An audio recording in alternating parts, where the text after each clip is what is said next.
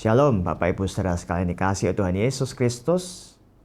Tema renungan kita hari ini adalah kasih terbesar. Bacaan kita terambil dari Yohanes 3 ayat 16. Saya yakin kita semua sudah hafal ayat ini.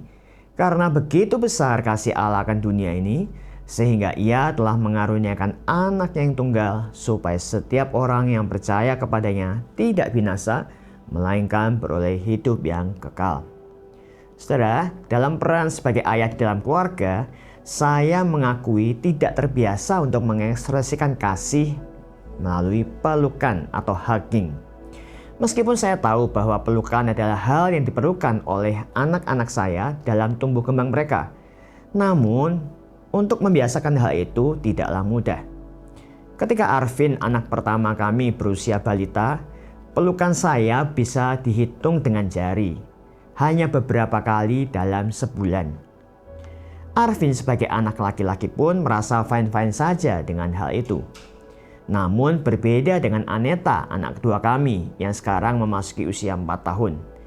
Dalam berbagai kesempatan, Aneta dengan spontan akan berkata, "Papa, aku sayang Papa," sambil menghampiri untuk memeluk saya. Saya pun akan balas, menimpali dan berkata, "Papa lebih sayang sama Aneta." Dan hal ini bisa kami lakukan beberapa kali dalam sehari, terutama ketika saya pulang kerja atau dia pulang dari aktivitas di luar. Meskipun saya mengekspresikan kasih kepada Arvin dan Aneta dengan cara yang berbeda, tetapi sebagai ayah saya sangat-sangat mengasihi mereka. Saya jadi teringat sebuah ungkapan yang berkata, seorang ayah dianggap berhasil jika ia menjadi superhero atau pahlawan bagi anaknya laki-laki, serta menjadi first love atau cinta pertama bagi anaknya perempuan. Ini ungkapan yang menarik karena di tengah maraknya berbagai figur pahlawan seperti Superman, Batman, Iron Man yang dianggap mampu untuk menyelamatkan dunia, sosok ayah harus tampil sebagai pahlawan bagi anak laki-lakinya yang senantiasa hadir untuk memberikan pertolongan kapanpun ia menghadapi kesulitan atau bahaya.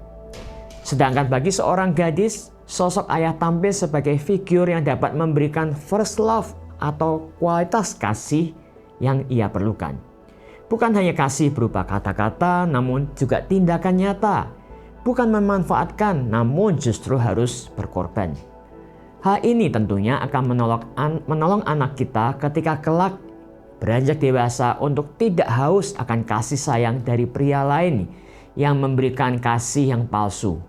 Sebaliknya ia akan mendambakan calon suami seperti yang ayahnya tunjukkan sejak ia kecil. Lebih dari kasih seorang bapa di dunia, kualitas kasih yang jauh lebih besar sudah ditunjukkan oleh Allah Bapa. Ia mengaruniakan anak yang tunggal, Yesus Kristus bagi Anda dan saya agar kita dibebaskan dari hukuman kekal, bahkan dibenarkan di hadapan Allah. Yesuslah yang menanggung hukuman di atas kayu salib itu ganti kita. Itulah kasih terbesar yang kita sedang hayati melalui kisah Natal. Yesus berkata di Yohanes 15 ayat 13, "Tidak ada kasih yang lebih besar daripada kasih seorang yang memberikan nyawanya untuk sahabat-sahabatnya." Selanjutnya, apa respon kita ketika menyadari dan menerima kasih Allah Bapa yang sedemikian besar? Kiranya kasih Allah akan menolong Anda dan saya untuk melihat orang-orang sekeliling kita, anggota keluarga kita termasuk, sebagai objek kasih Allah. Amin.